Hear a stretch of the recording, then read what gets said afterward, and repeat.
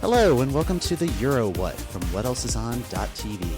I'm Mike McComb, and I'm joined today by my fellow WEIO Eurovision News and Entertainment Research Division specialists, Ryan Brazel and Ben Smith. Howdy, folks. Hello. Hey, Mike. How's everyone doing? I'm good. I am so excited. We are almost there. Yeah, it is upon us. Yes. We are ready to go. Yes, it's so close, but it still feels so far away. I don't know. Well, I mean, you're just counting down the hours because you're about to fly out. Yeah. And we found out this morning that like our connecting flight just upped and canceled. So we got rescheduled, but it's just adding like 7 hours to our layover at Gatwick. So it's like, okay, if that's the only hiccup, that's the only hiccup I want. So. Right. Exactly. Yeah, but otherwise, yeah, all the excitement is kind of coming to a head. I mean, it's already been kind of Eurovision season already in Lisbon. This whole week, they've been in rehearsals. Both of the semifinals have finished both of their rehearsals, and the Big Five and Portugal had their first rehearsals on Friday. I think they finish up on Sunday. We're recording this on Saturday. And then the rest of the week is the big event. On Monday, they'll have a dress rehearsal that the jury will be looking at and giving their scores based on that performance. And then Tuesday will be the first televised semifinal, so semifinal 1. And 10 countries will exit out of that, and they'll draw for which half they will perform in the grand final.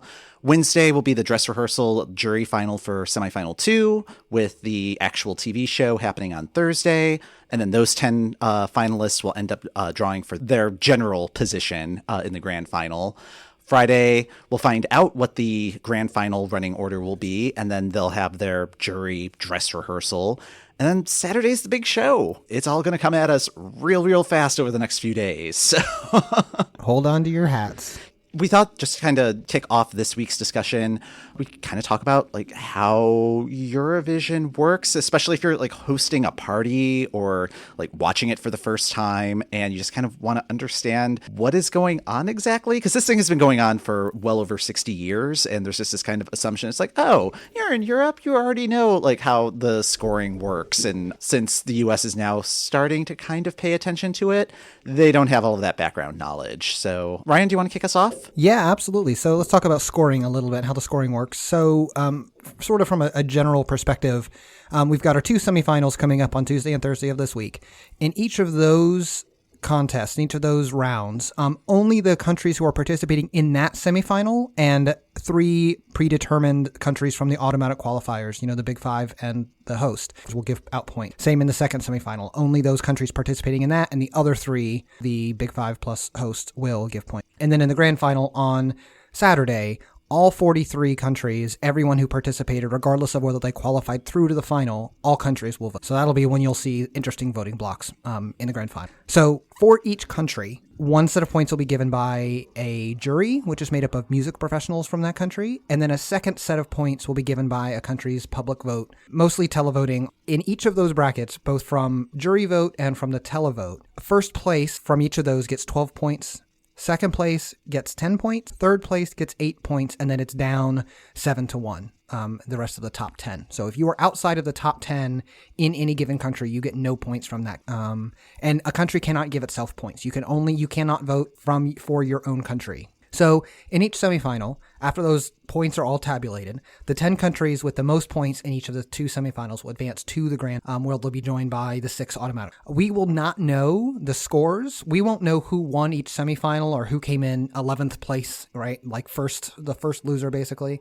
We won't know until after the grand final what any of the points. So that's always something that we like to keep an eye on right after the points. Do not carry forward from the semifinals. You start all over from scratch when you get to the grand final. So if you blew people out in the semifinal, you still have to do really well again in the grand final.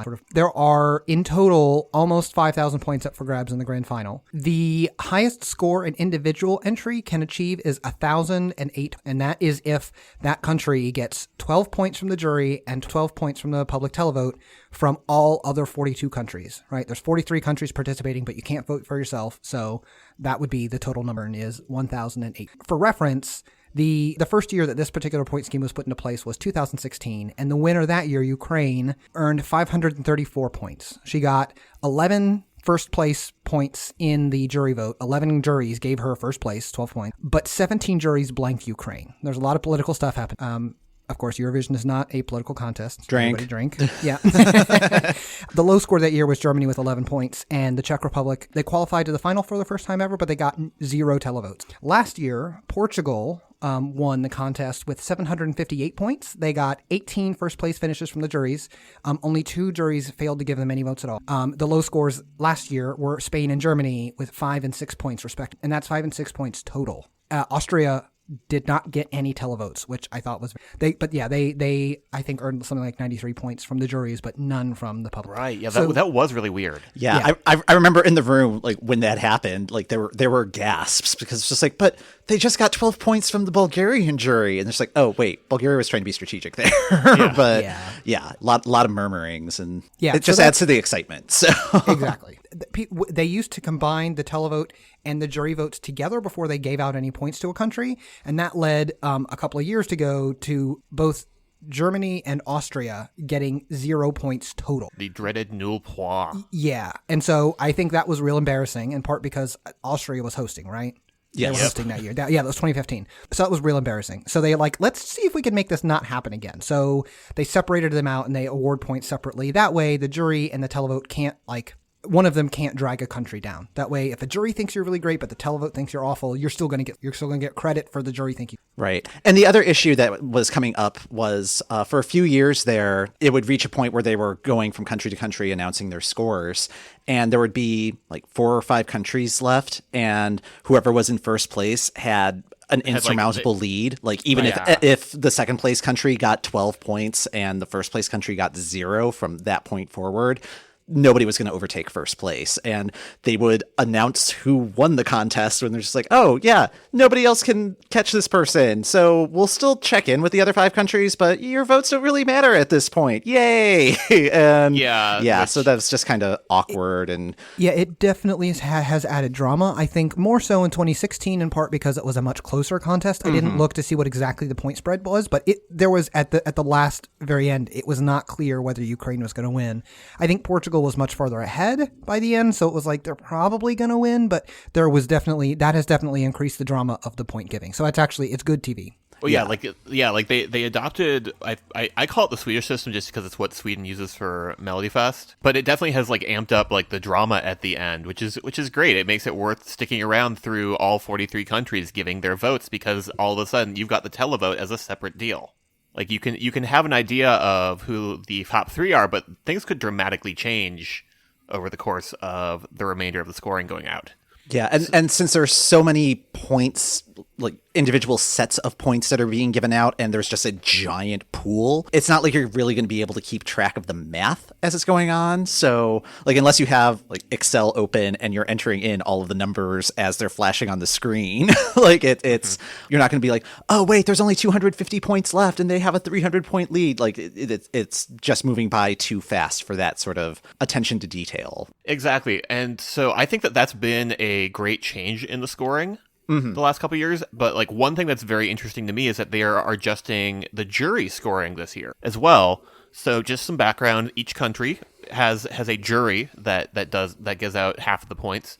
Each of those juries is a 5-person slate of people that are in the music industry. So sometimes it's former Eurovision contestants, sometimes it's contestants that didn't quite do it, didn't make it in their national final. Other times it's just like your record A&R people, your other music industry professionals, that sort of a deal. So you have 5 of those.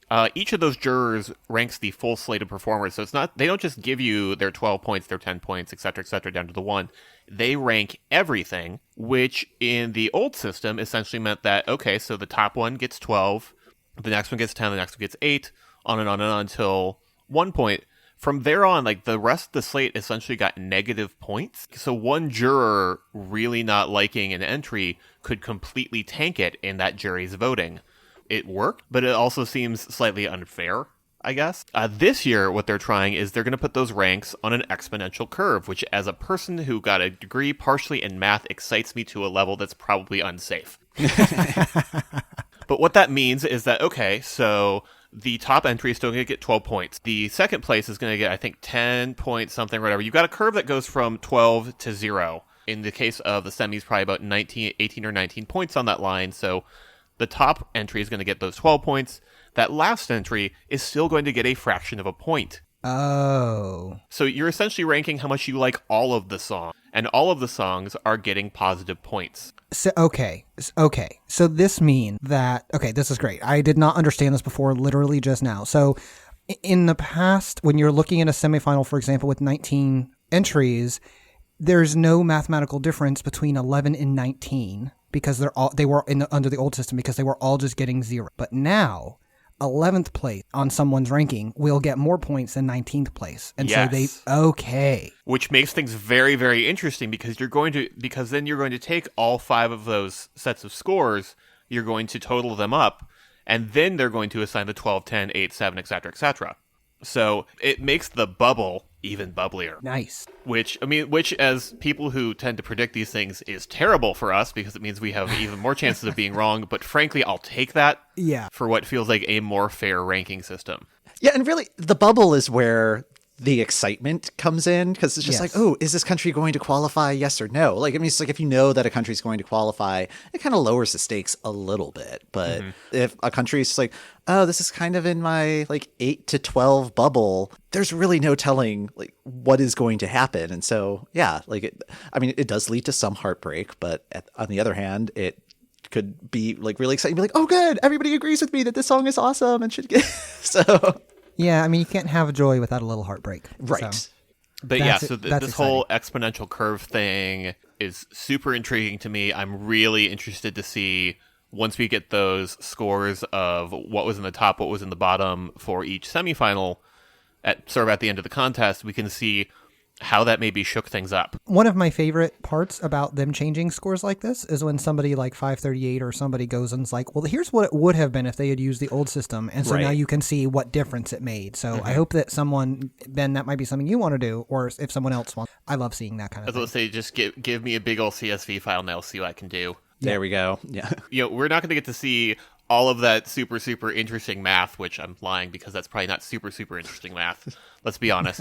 But during the final, like what we're going to see on screen is that for that portion of the result, I mean, in the semifinals, they're just going to tell us the 10 nations that qualified. They're not going to give us any of that information about who was in first, who was in 10th. That's the sort of thing that would sway the vote towards the end of things. Right. But during the final, they're going to essentially call all 43 nations, and a representative is going to give us their 12 points, and then a bunch of other numbers will just be scrambling around on the screen as they also add it. They show what the 10, the 8, and the 7 through the 1 were, and sort of add that into the scores and let the scoreboard adjust itself in real time. Yeah, it's really awesome to watch, but I had a Eurovision party a couple of years ago, and when the scoring started happening, everybody just kind of froze, like looking at the TV, being like, what is happening? Why are there all these numbers? I have no idea what is going on. So I was told there would be no math at this party. Yeah, and it was just like, oh, you did not pay attention to the invitation. I clearly said there was math. But yeah, fortunately, the public voting part of the scoring is a little bit more straightforward. As far as I know, no exponential curves.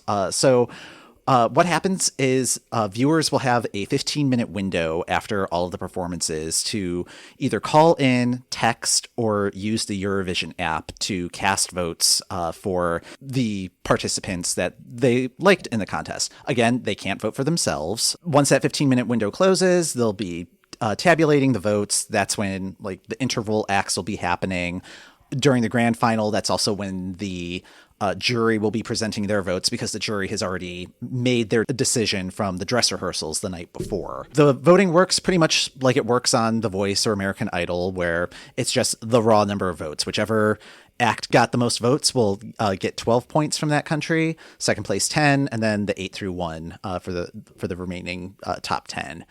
The only exception to this is San Marino and Montenegro because their phone system is integrated with Italy and Serbia, respectively. So their televote is determined by this sort of composite system where they like compare demographically with other countries. It's a little hinky, and San Marino really hates this system. So do not be surprised if there are blog articles after this year's contest of San Marino complaining about it again, which it's a fair complaint, but as of right now, there's not really anything that can be done about it. So that's unfortunate. But during the final, each participant will learn the total televote results. So instead of going to each of the 43 countries and checking in and kind of doing what they did with the jury, where they're just like announcing each individual score, because that would take another hour, they're just going to present the aggregate score. So if a country didn't receive any points from any country, they're going to be told that they got 0 points. That's what happened to Austria last year and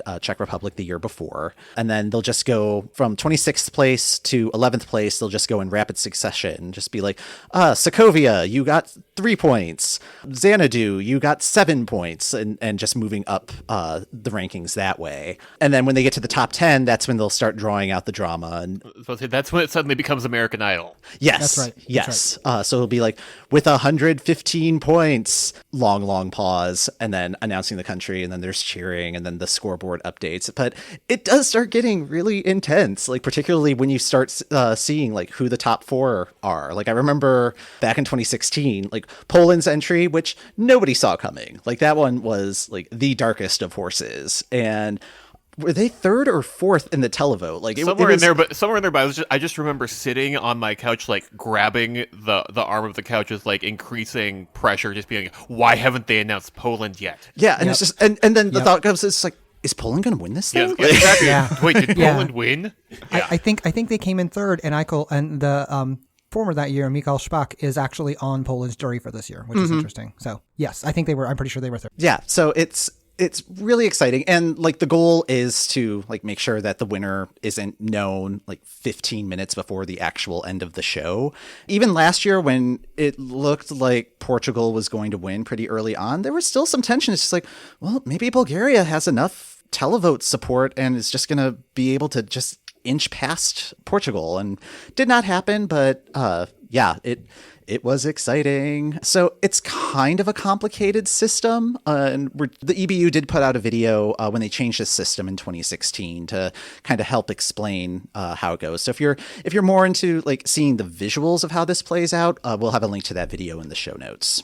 And one other thing that I think I sometimes get a question about from friends is that, well, how about like a bigger country, like Russia, a more populous country? Don't they just end up getting to determine who the winner is? And the answer is, of course, no, because sort of like how the U.S. Senate works, that like every state gets 2 senators regardless of how many people live in it. That's sort of how Eurovision works. Every country gives out 12 from the jury and 12 from the televote, no matter how many people live in the country. So actually smaller countries getting more votes in smaller countries, those votes are worth more than votes in bigger countries, which is something interesting, right? Like if you're voting in Russia, your votes don't count as much as someone voting in Montenegro. Although that's a bad decision. Yeah. They're told it doesn't work. Okay, your votes in Russia count more than somebody's votes in, or count less than somebody's votes in Cyprus. Whenever you hear like the 12 points or 12 points and like, why is that such a big deal? This is why it's a big deal. So That's right. Yeah. So if you are hosting a Eurovision party, that's probably going to be the main question that you'll have to field in terms of just kind of explaining what the heck is going on. What else should people know if they're planning on throwing a Eurovision party this weekend? Ben, do you have any thoughts on like food or decor or anything like that? I always have thoughts on food, Mike. Excellent. Always.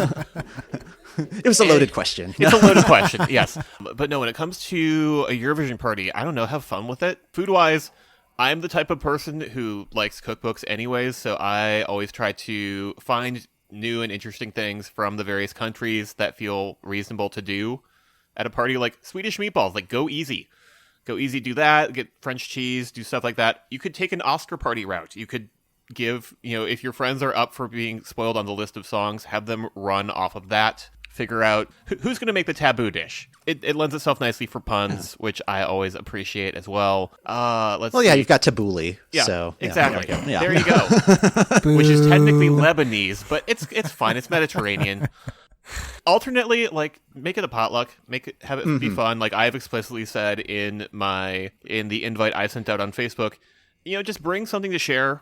Even if you bring a bag of potato chips and slap on a label that says Malta on there, you are welcome. Malta vinegar. Yeah, Potato chips, go there for you a go. salt. Yeah. Yeah, go for a salt and Malta Yeah. sort of a deal there. But yeah, and then as far as decor goes, I mean, flags are nice. Everybody likes flags. You can also have people dress up. I have suggested an 80s or Wonder Woman theme for one of my watching parties this year. Nice.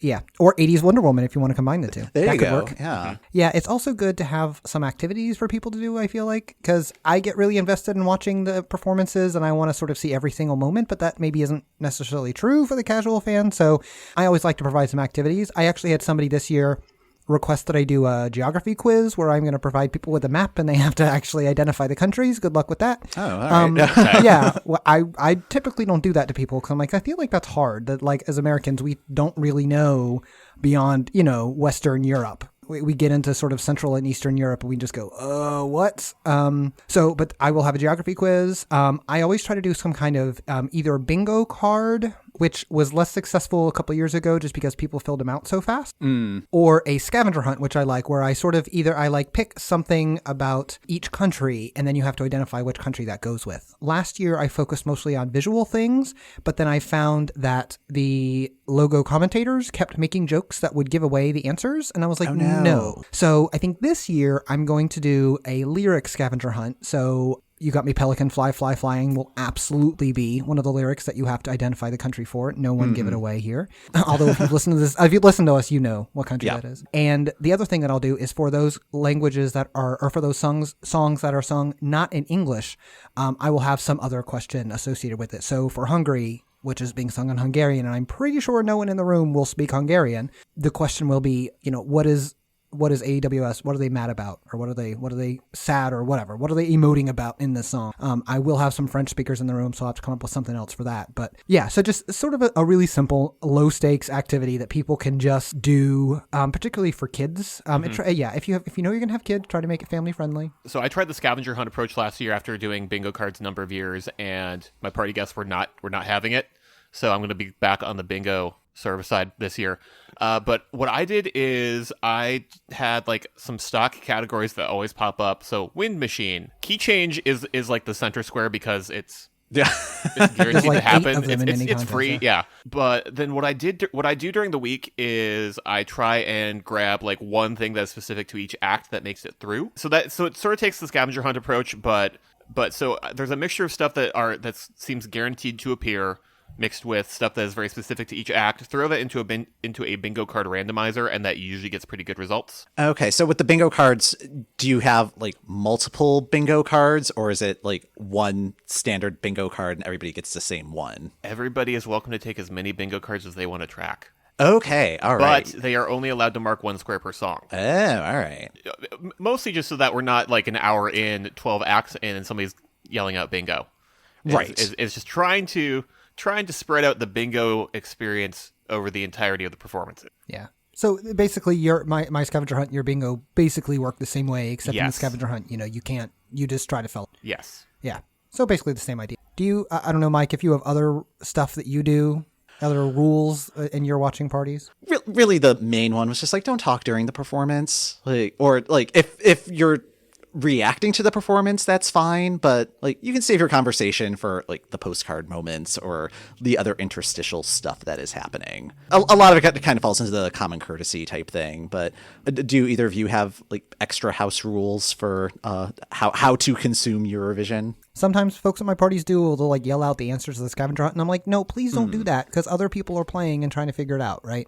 This is not a communal scavenger hunt experience. For that same reason, just so other people can maybe enjoy that, or just don't. People don't have to do that. So if they don't want, the other thing, I typically host multiple parties. So this year I'm doing the live one on Saturday. I'll be in like a big facility, and so people can talk as much as we're in a big auditorium. I'll do one on Sunday, which will be more intimate with probably just 5 or 6, 7 people in somebody's living room. And so for then, I will definitely, please don't talk during the entry or go in the other room if you are, want to have your conversation. That's fine. But how about you, Ben? I don't really have anything else to add. I think you've covered it. Just common courtesy. We're here to watch. We're here to watch this. Let's watch this. Yeah. And also, like, if you do have the opportunity to watch the semifinals ahead of time and there are, like, certain performances that you know are going to be real crowd pleasers, like, I think of 2016 and Russia's performance, like, just kind of calling it out. It's like, okay, when Russia's on, like, nobody talk during that one because you're really going to want to watch that one. So that. One other thing that I do that just occurred to me is that for the stuff that doesn't make it through that you really, really liked, like what I do is I start my party about a half hour beforehand before the big thing starts, and I have a playlist from YouTube of usually like the 5 or 6 entries that didn't make it through that totally should have, that you totally need to see happening as like a pre-show. Yeah, well, that brings up an interesting question about how do we watch some of this, because now that Logo has the broadcast rights to the Eurovision Song Contest in the US, they also have the broadcast rights to the semifinals, even though they don't air the semifinals. So it is actually not possible for, unless you are, using a VPN, you can't actually watch the semifinals. There, I actually just tried. The events are up on the Eurovision YouTube channel, but if you go to them, it says the broadcaster has made this unavailable in your country. So the same goes for watching the grand final. How do y'all? I mean, Mike, you're obviously going to be there, so you don't need a VPN or an internet connection at all. But in years past, how have y'all watched even just the grand final? Just to add a point of clarification on the VPN issue, that is just for the YouTube stream, and the YouTube stream doesn't have like any sort of commentary. It is possible to watch it through other streams, and this is all perfectly legal, or at least permissible by the broadcaster who is putting it online. But typically I watch the SVT, which is Sweden's broadcaster, through their SVT Play app. You can watch the semifinals and the final on there live, real time. It's a very solid stream. It plays nicely with Chromecast and Apple TV. Mm-hmm. You do get a little bit of Swedish commentary in there, but they're not super chatty about it. Like they take their Eurovision seriously, so they want to make sure that everybody is enjoying the experience. Yeah, SVT is my go-to as well if I'm not VPNing in and pretending I'm in Sweden. Yeah, and their website is very reliable. It's svtplay.se, and we'll have a link on the homepage of eurowhat.com that goes to semifinal 1, semifinal 2, and the grand. If you're interested, that is often I actually have a VPN, so I just watch on YouTube. But yeah, SVT is great. They do a great public service. Thanks, Sweden. Yes, thank you. And yeah, if for some reason the Swedish feed isn't working for you, you can try. Many of the other broadcasters make it available. And a lot of this is for like their citizens abroad who want to watch the contest. It's one of the things that makes the contest awesome. Anything else that we should talk about before getting into talking about this week in the rehearsals? Public parties. So we had a forum on our website where we were asking for people's information if they knew about public parties that were happening in their neck of the woods for where they could watch this. So that is also a viewing option. But if you want to go to somebody else's party, and by somebody else I mean a bar or another public location, and not just some rando that you found who didn't know how to use privacy settings on Facebook for their party, don't go to some random person's house. But we have a listing of those on the website. Mike, how many parties are we listing? So far we've got about 20, but if you look at the forum and you're just like, oh, hey, I know of one, there's still a link to the forum on the page, so feel free to add that to the list and we'll get that added on there. Most of them, we've got Chicago, New York, a few on the West Coast, a couple in Canada. Most of them are at bars, so if your local bar does weekly showings of RuPaul's Drag Race, there's probably a good chance that they'll turn on Eurovision for you, particularly since Shangela is going to be one of the commentators for Logo. It definitely is better enjoyed as a group experience. Yes, this is much like watching a bad movie, although this is much better than a bad movie. Mm-hmm. It's better in a group than it is alone. It works so much better with like a room energy behind it. So definitely, if you're not throwing a party, if there's one near you, go to that. I guess we should also say what time all of this stuff is happening. Yeah. The show will be happening at 9 p.m. Central European time. So that's going to be 3 p.m. Eastern or noon Pacific. Adjust your time zones accordingly as needed, particularly for the grand final. It's a great way to spend a Saturday afternoon, and then you've got the whole night ahead of you once everything is said and done. So Yeah, and I find the semifinals typically go about 90 minutes each. So I'm starting at 3, getting over around 4:30, and then the grand final. Usually the winner is announced around 6:30. So the grand final goes about 3.5 hours.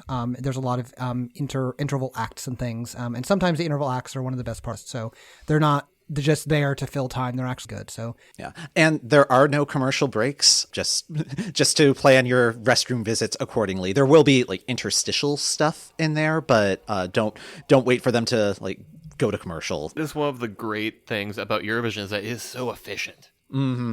Yeah, and if you know in advance that there are songs that are good bathroom break opportunities for your guests, I typically, on one of the sheets, will make that record. This is a good bathroom break one if it's not a very good. As long as you don't need bingo. So shall we get into talking about our semifinal entries?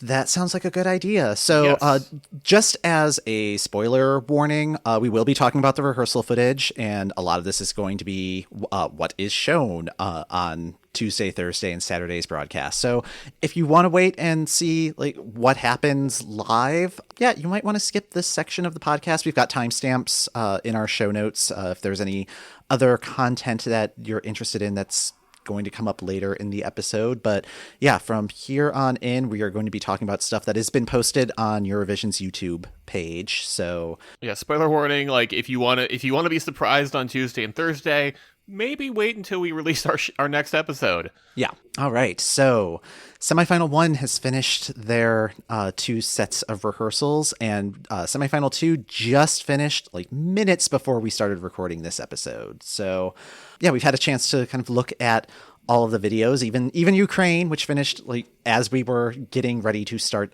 rather than going through all 37 entries again, because we've done that twice. No, thank you. Yeah, we've just got kind of a couple of categories that we're looking at, and we'll be talking about a handful of entries from each of the semifinals, just as kind of preparation for the excitement starting Tuesday. So the first item that we're going to be talking about is which of these countries has moved up in our estimation. Like before the rehearsal started, we kind of did our own internal rankings of where we think the various entries were at that point. And now that we've seen what the entries look like on stage and what the performers sound like, whether or not they may have done backflips and herniated discs or something, yeah, like just how they may have shifted one way or the other. So yeah, who do you think has improved in the last week or so? Ben, do you want to get started? Sure. That's kind of apt that I'm starting, since the one that really improved most for me is the one that's starting out semifinal 1, Azerbaijan. So I've been pretty positive on the song. Like I was like, Azerbaijan does good work. They do pretty solid pop songcraft. Although this year's song just hadn't like completely grabbed me like some of their past entries have. But the performance that or at least what we've seen in like the 2 little 30-second snippets of that performance, feels like the right choice to open the show. It feels very dynamic, and it feels like they're doing something interesting, and they're doing something that elevates that song. I feel very similar about Cyprus. In the semifinal, Cyprus is the country that has moved up a lot in my estimation. I already liked this song, but watching the artists, the delegation gets to pick which 30 or so seconds we see from the rehearsal footage, which is also always an interesting game. But Cyprus has really, Eleni Ferreira has taken Fuego from a good song that I enjoy to like, oh, this could be top 3 for me, like overall top. And I think I will probably not quite as excited once we actually get, but like it is an amazing performance. And I think this year we're going to see the charisma of the individual performers is going to be really important, given the lack of sort of LED and other stuff that they can do to sort of hide maybe a not so charismatic performer. And Cyprus definitely. Yeah, for me, the one that has moved up, and this answer's a little bit of a cheat because I realized that I was very bullish on Greece when I was doing my pre-rehearsal rankings, where it's just like, man, the vocal is really strong, and I could just kind of see this one kind of sneaking in rather, as people are listening to it. And of course, it's also Greece, and they're usually very strong at Eurovision. But yeah, seeing the performance on stage, it's like, oh, this is a really solid performance, because it was the song itself, you weren't really sure what direction they would or could go in presenting the song. And they're going a little simple, which I think is the right choice, because it's really an opportunity for the song to showcase the vocals and, I don't know, the gravitas of the song. I'm really excited to see how this is received on stage. I don't get the blue hand. Yeah, I'm not sure what that's about either. I'm So- sure. Yeah, I don't entirely get the blue hand, but with both of the ones that you guys picked for semifinal one, I think both of them make excellent use of what's available on that stage. Yes. Well, and there was some concern, particularly with Cyprus, that the song is literally named Fuego. And we were like, why are there not any pyrotechnics in the first rehearsals? Yeah, And I then watched the in first second rehearsal video, I'm like, why have I not seen pyrotechnics go off? And that's all that happens in the second video. I'm like, okay, good. I'm no longer concerned. Yeah. This is great. I'm guessing it's a budget thing, because I'm sure each of those pyropods are true. like $1,000 a pop or something. It's like, we don't need it for the first rehearsal. Let's figure out the staging for our first rehearsal, and then we'll make sure that the pyro works. Yes. Yeah. And it with- does. yeah, and with Greece, and that's Oniromu is the name of that song, and she has the palm of her, it's her left hand, I think, painted Yes. blue, and so she's wearing this long, beautiful white dress, and her hand is blue, and it's the Greek flag with the blue and white, the blue hand with the white dress. But I don't understand. It just looks like she oops, I went on stage and I tripped and I fell in some blue paint and now I'm going up stage. I don't understand what it's adding. There's still more to see, so maybe there's, more graphics or something going on with it, but I like that performance. I just don't understand. Going into the second semifinal, the one that I think has moved up the most has been Moldova. I've been really excited about them just from their national final performance. Just they did a lot of interesting choreography with mirrors and shifting pillars and such. And the way that they've modified the entry for this stage now, it's like this doors sneaking in and out of things. It reminded me of a Bugs Bunny cartoon in the best possible way. And yeah, I'm really excited about this one. The thing that Mike is describing is basically it's 3 columns with 2 rows, if you think of sort of a spreadsheet kind of view. And each of those cells is a door that can open up, or maybe it's 3 by 3. Anyway, it's a series of doors, but it's completely white on the front. And I figure there's got to be some projection or something that's going to happen on that. Because right now it just looks kind of dull. There's nothing, the white, it doesn't really bring anything to the performance. So I would not be surprised to see some kind of projection on top of that. We haven't seen that yet in the rehearsal footage. Again, I think each delegation tries to hold something back. So I think that might be coming. My take on that, and I am fully with Mike in the here for Bugs Bunny nonsense camp. But so the thing, when I was watching the first rehearsal, I was like, oh, they're doing something very interesting with an LED screen. And then in watching the second rehearsal, I was like, wait a minute, this is all practical effects. And it's amazing. And I'm just very on board. Yeah. And also, they have 3 backing singers, and the backing singers are also wearing the same outfits as the Dorados. And so there's kind of a doppelganger thing going on as well. So they've figured out the visual presentation of this, and it's going to be delightful. Yeah, and I was watching earlier this morning. I was watching their national final performance because they were doing they were doing some weird stuff with mirrors in that one, and that performance is good, but this one feels like a nice elevated version. Mm-hmm. That's how I feel about Norway. So Norway is my biggest sort of grower in the semifinal too. I already liked Norway.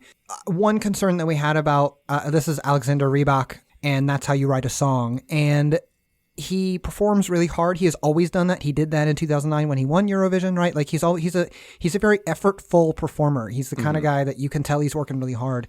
And in the rehearsals I've seen, I think he's gotten a little more comfortable. He's still working real hard, but he can fill a stage. He knows how to work a stage. He knows how to work an arena. It's been interesting. He actually had the flu this week, and so second rehearsal footage, you could tell he was a little bit, but I think it actually worked really well. I was like, oh, he's his normal hardworking self, but just slightly toned down from that. And it actually worked really, really well. So I think he knows how to command a stage. They've made a couple of actual musical changes, and so how they're singing, the backing music is still the same, but they do sort of a call and response thing that's brand new that we haven't heard before, which I think is also a small and simple but really effective change. So I think they were already pretty up there on my list, but they have grown the most. One thing I had been concerned about with that performance, and admittedly we are only seeing 30 seconds of a 3-minute performance, so the rest of this could just be Graphic City, but it seems like I was very afraid that their performance was going to feel kind of like the video for Bruno Mars's That's What I Like, where it's just like constant on-screen graphics to go with the various instruments people are miming. But it seems like they're doing kind of much more subdued, just some musical notes here and there that works. Yeah, I hope that they are avoiding what they did at the national final, just because, like, I understand the idea of what they're trying to do, but it never looks good. And it's just like, it requires such a degree of perfection where it's like, okay, the person has to be standing in the exact right spot and the camera person has to be in the exact right spot. And the technical director needs to be paying attention and make sure that the graphics are generating in just the right spot. And it's just like, no, just simplify. So I have a feeling we will be seeing that because in the national final, most of that was at the very beginning of the song, and the clip we're seeing is from the end of the song. So I have a feeling we will. But boo. All right. Yeah, I know.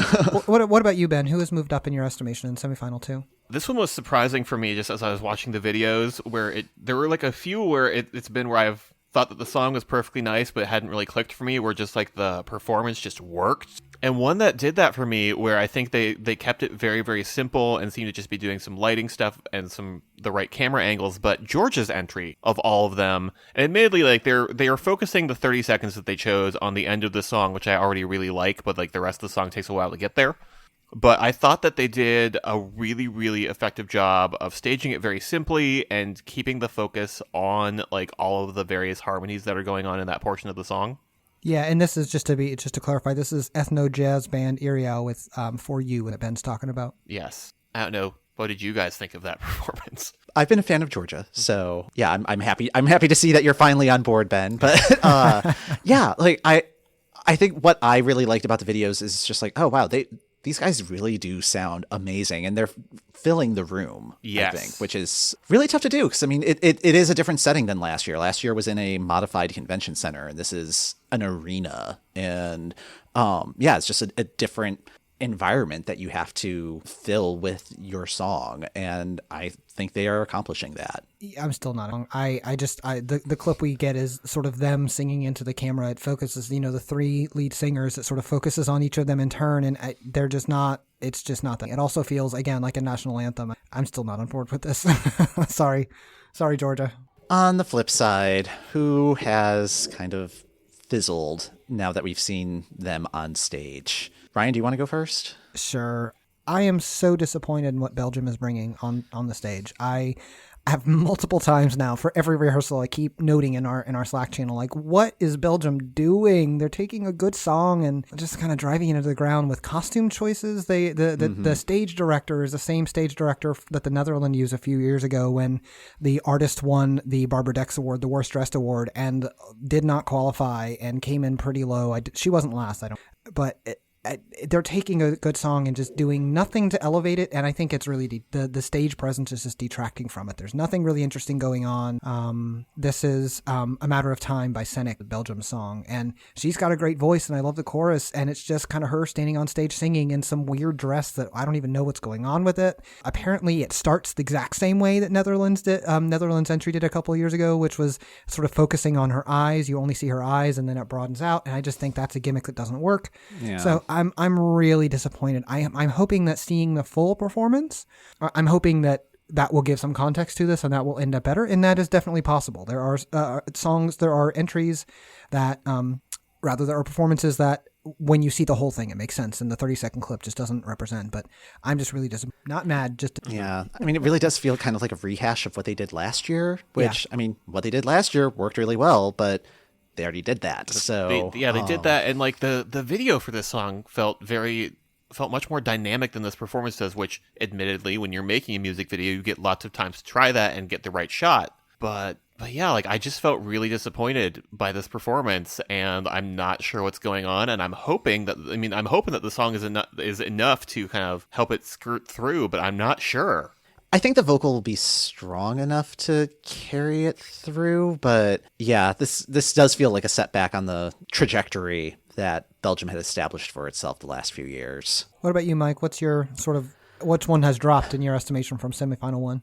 I'm really sad to say this, but Armenia. There's nothing wrong with the performance. Like, I think this is Kami by Savak, and he's delivering a great vocal, but it's so subdued from what I normally expect from Armenia in terms of their like stage presentation and just kind of bombastic performances. Like it's just this sort of circle of pillars, not unlike Stonehenge, and he's like kind of standing in the middle of it and singing the power vocals, and they did make some tweaks, I've noticed, so that it kind of has a few more power notes in there, and like all of that is fine, but it's just like it just seems like such a static performance. And maybe with all of the like camera work and like the actual television broadcast, it'll make a little bit more sense, and it won't be, because with the rehearsal footage, even with the second rehearsal footage, which is trying to be a little bit more like what we're going to see on the broadcast,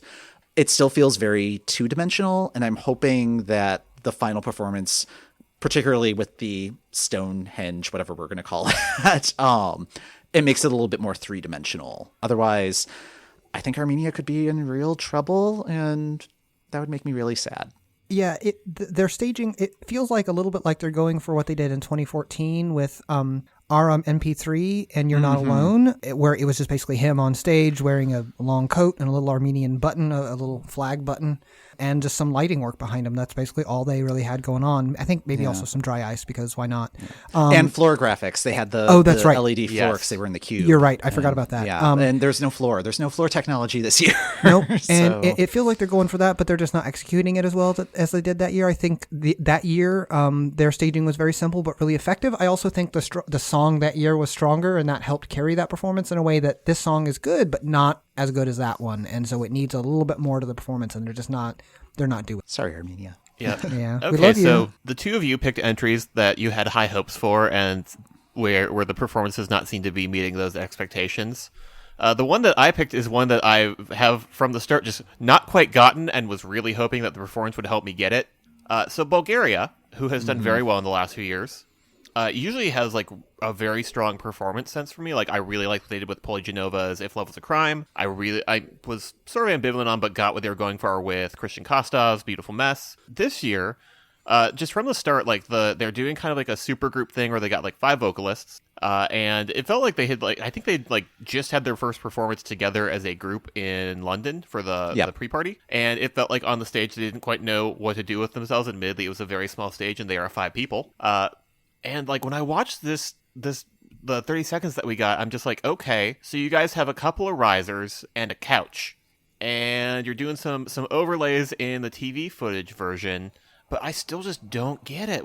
Yeah, so this is Equinox with Bones that we're talking about, and I was starting to warm up to this more than I had, and yeah, the performances just keep leaving me cold. I don't get it. I don't understand what they're doing. I hate that they've got one of the vocalists. They've got one woman and 4 guys, and she doesn't even sing until the last third of the song at all. She just kind of hangs out on that sofa in her Sia wig. Yeah, so I don't know what they're doing. I don't know what they're thinking with this at all. Yeah, I don't understand I think the bookmakers behind this seems just based off of past performances, because I just look at this song and I look at this staging now and I go, I don't get it. Even the bookmakers, they haven't completely abandoned it, but it has been going downhill since the first rehearsal. Definitely the second rehearsal, particularly when they did that sort of triptych shot. Yeah, that triptych shot just looked messy. It looked really messy, and it's just okay, are they all phoning in from 3 different locations? No, they're standing right next to each other. Why have you not done the staging to allow for a 3 shot? Oh, and then they do this sort of combined thing where they just squeeze the whole thing together, and it's just oh, this looks like nothing. Yeah. Well, so over the course of watching all of these various sort of performances and rehearsals, we're starting to get a sense of what the full stage has available to people. Mm-hmm. And there are 2 bridges you can walk on. There is that little catwalk thingy in front where there's a pit with people. Why are you just using the main stage with these 3 risers? And again, maybe it will make sense in a full 3-minute performance. And on Thursday, I will talk about how wrong I was, but I don't see that happening.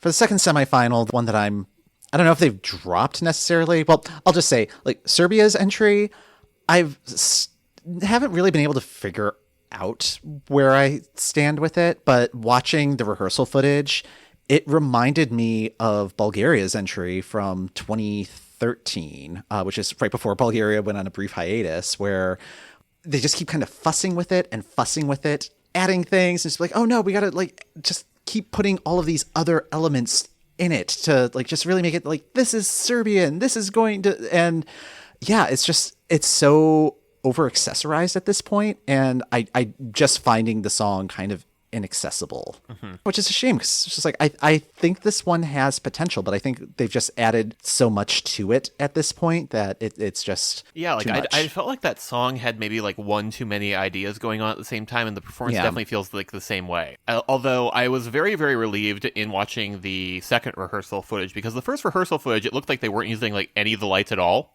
right? And it felt very muddy. And now the lights are on, I'm just like, this is still very muddy, like just in terms of what are people doing. But yeah, Nova Deka was kind of in my bubble, and it might be going down. Right now, for me, the biggest disappointment overall in the entire contest are the Netherlands. Y'all know that I love the song, so this is Waylon with Outlaw in them. I love the song and I still love it. This performance is, I hesitate to say trash, but like, man. But you also did to say this. Doing. Yeah. I did just say trash. I was going to go with bonkers, so maybe that like is a happy medium.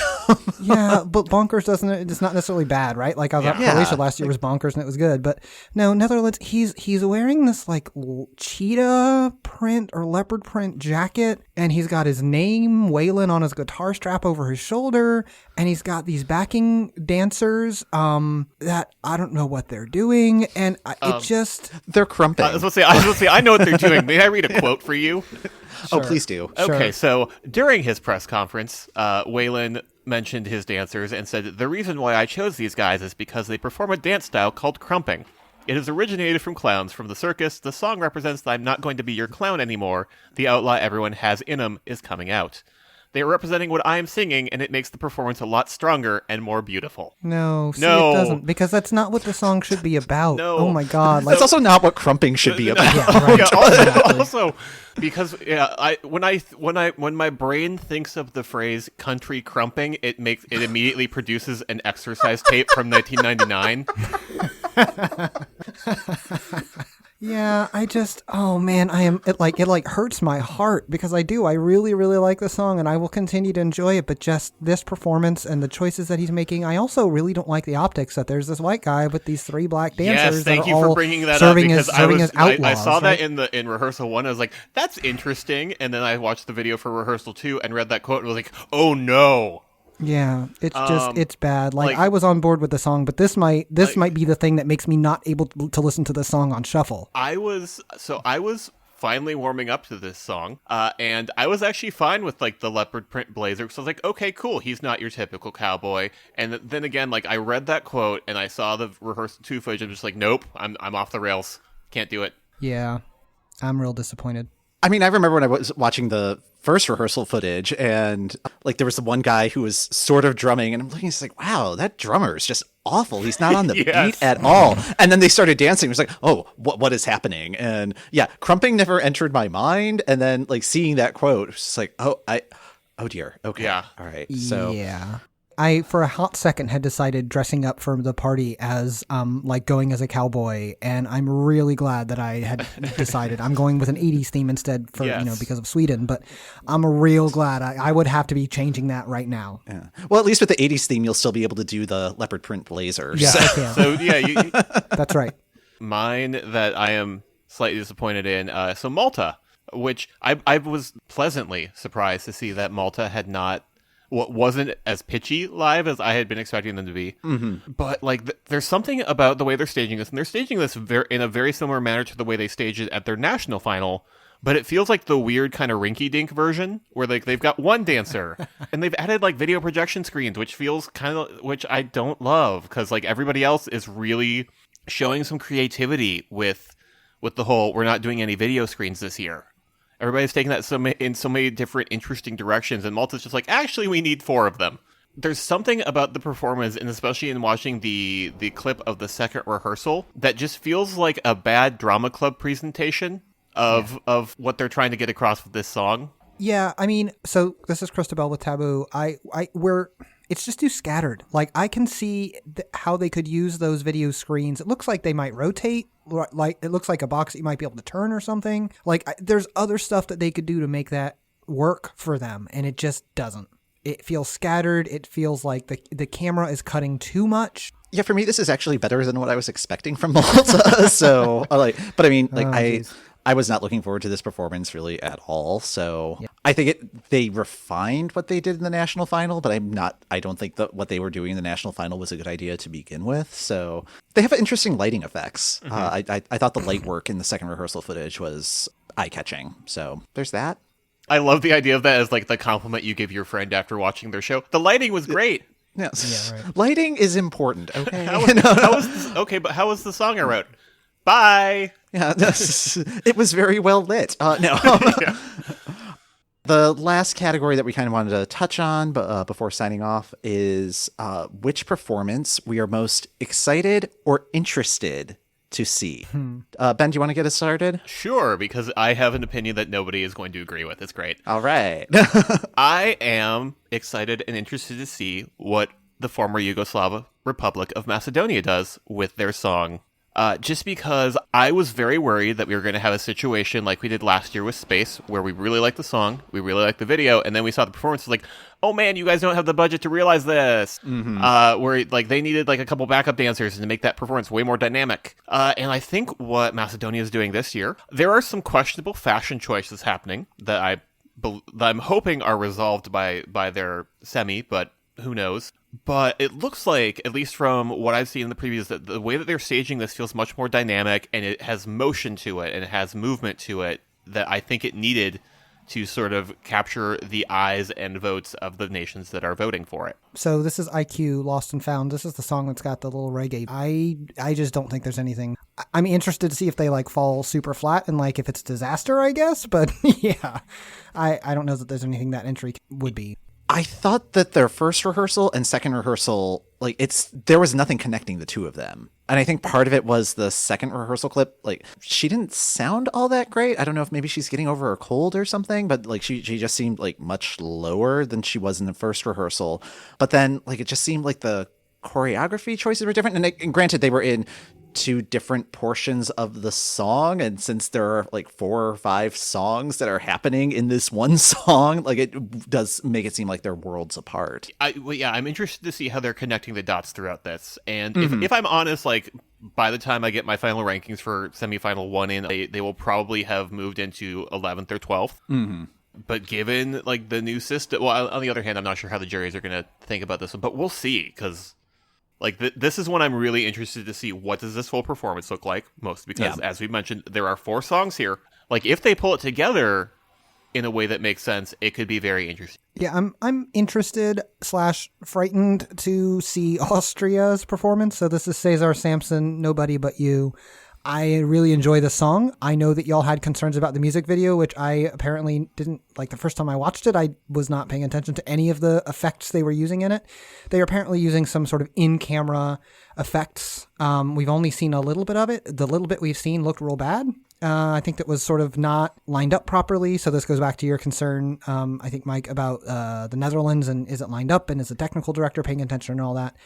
So far, what I've seen from Austria's rehearsals, I'm a little concerned. So, but I don't feel like we have gotten an actual, I think the other rehearsal footage I've seen has given me a good idea of what the country is doing. I don't feel like I still know what Austria is. Yeah. Except for some bad graphics. They have this big platform thing that doesn't get used at all in either of the rehearsals. It has some lights on it and they turn on, but something happens with that, because why else would you drag a big thing onto that stage?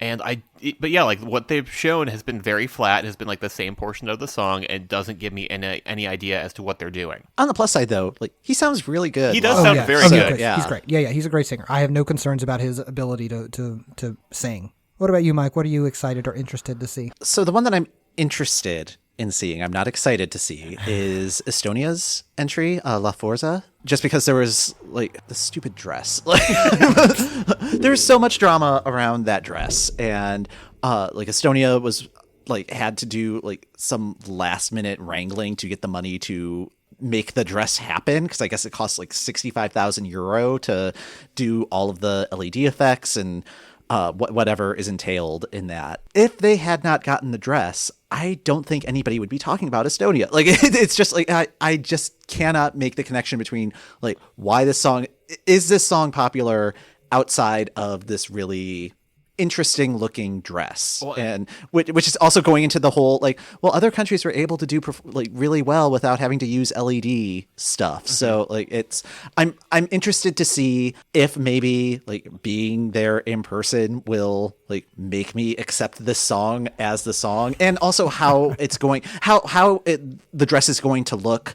Not on TV. Yeah, like I want to follow up immediately after the contest with you, Mike, with the question, okay, so how exciting was the dress in person? Yeah, because, I mean, like, from what I can tell, it's mostly an overhead effect. Yeah. So, yeah, and that was an issue last year where, like, there was, like, Cypress's entire performance was, like, balance beams projected onto the floor, which, for the people who are, like, standing in the fan zone, it's like, okay, I can sort of see, kind of figure out what he's doing, but like, yeah, just have no visual concept of what is going on.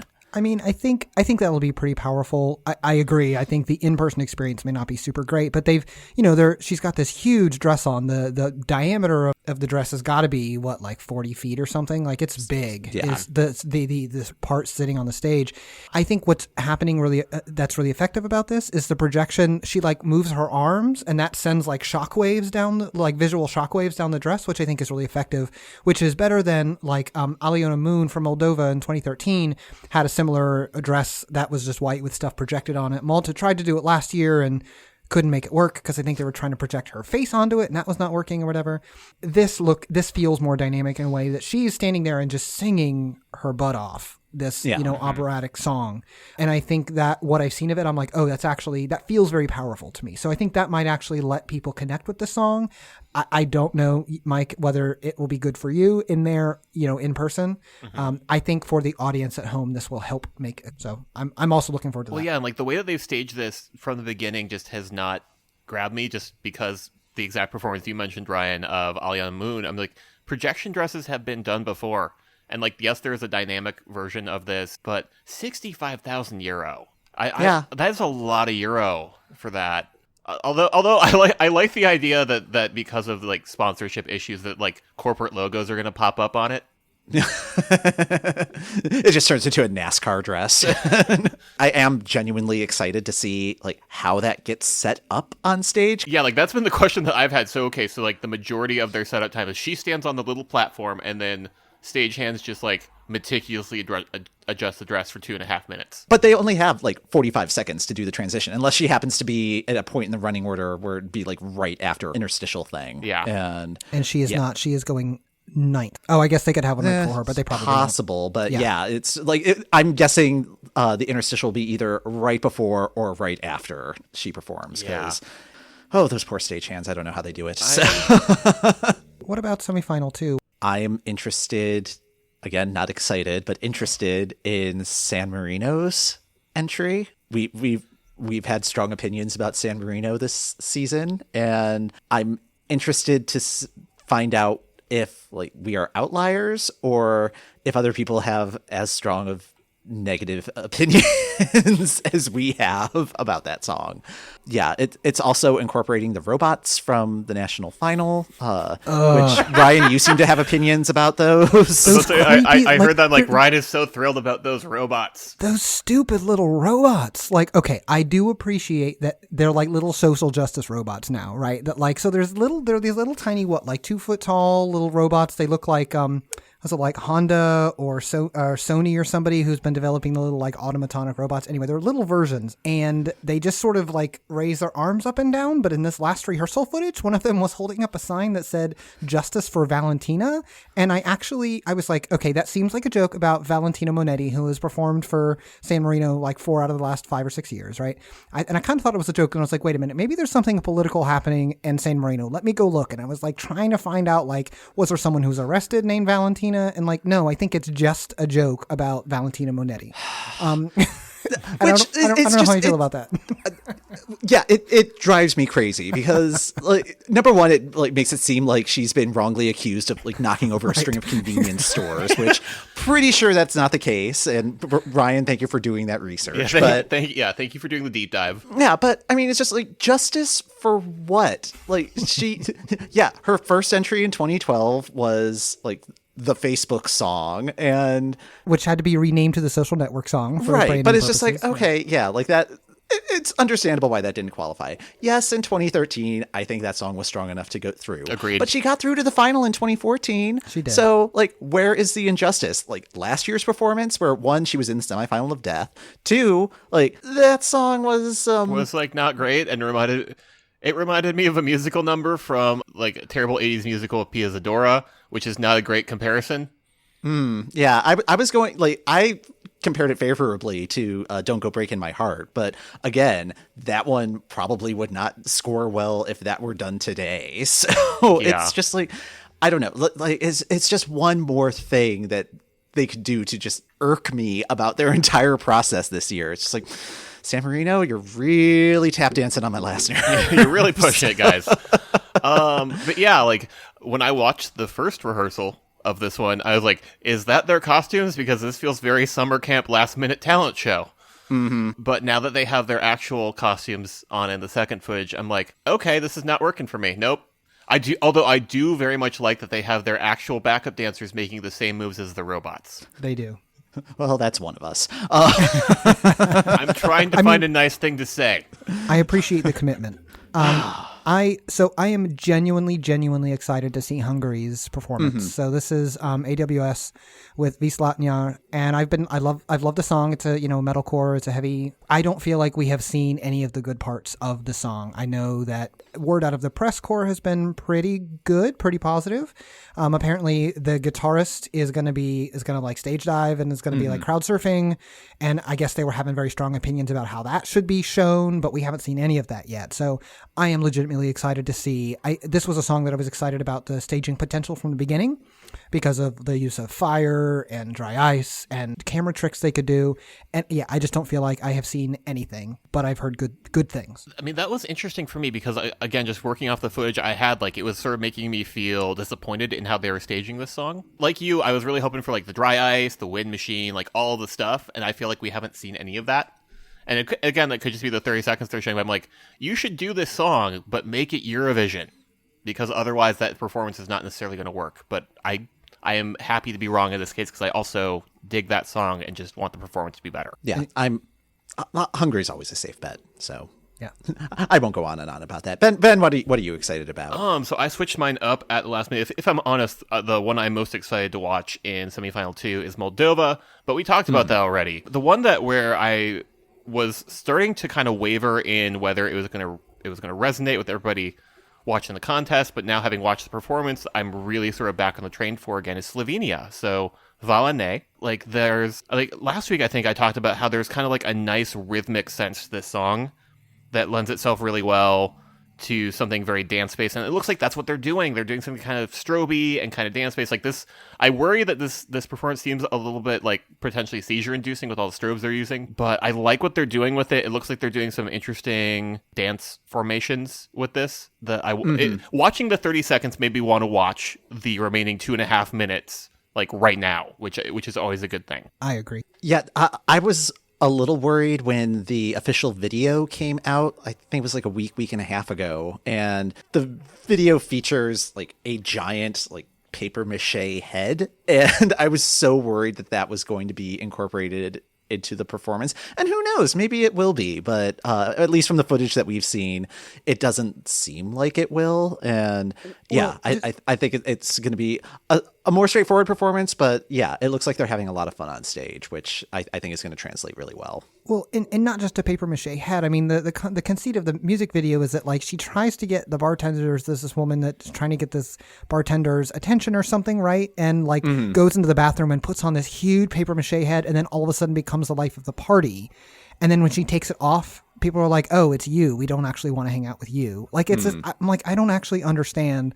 So I'm glad that they're not. This might be a country that is benefiting from not having LED screens that they can show things on, because I feel like I don't necessarily trust them to do that with this song. But I agree, Ben. I think the dance part of this, I think the entries that are going to do really well this year are the ones that really make use of really charismatic performers. Yes. As opposed to relying on technology as countries have been able to do so in years past. And I think Slovenia has a chance. I think she is great. I think Lea Sirk is very charismatic. I think she dances well. I think her backing dancers dance well. So, yeah, if that 30 seconds is representative of the entry as a whole, I think it will do well. Okay. All right. Well, that's going to do it for this episode of the Euro What, but we will be back at the end of the week. We will be recording shortly after Thursday's semifinal, so you can expect to see the next episode to drop before Saturday's grand final extravaganza. To make sure you don't miss it, you can follow us on Facebook, Twitter, and Instagram at EuroWhat, or better yet, subscribe to the EuroWhat on Apple Podcasts or the podcast app of your choice. If you have a moment, please rate and review us on Apple Podcasts so others have the chance to find out what all the fuss is about. And yeah, the fuss starts Tuesday, y'all. Yep. It's here. Squeeze! Finally! It's the best time of the year.